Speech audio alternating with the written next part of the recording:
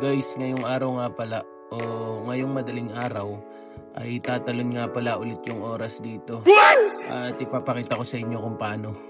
Ang tawag nga pala nila dito ay Daylight Saving Time. Nangyayari ito 2 beses sa isang taon. Pag spring, aabante ito ng 1 oras. At pag fall naman, babalik ito ng 1 oras. Kagaya ngayon. Short story muna. Nung bago talaga ako dito sa New Zealand, hindi ko alam ang tungkol sa daylight saving. Naalala ko, around 1:45 AM, nagtimpla ako ng kape sa staff room. Tapos umupo lang ako saglit nun para nga inumin yung kape. Sa tansya ko, mga nasa 15 minutes lang talaga ako nun sa staff room. Tapos laking gulat ko, Paano ulit yung gulat? Parang tanga. bigla nga naging 3 AM.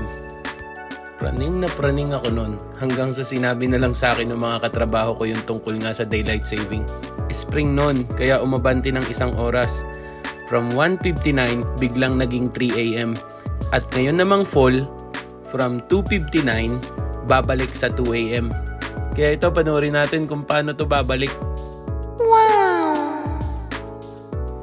Kala mo magic. Pabor nga pala sa akin pag ganyan kasi imbes na 8 hours, 9 hours ako.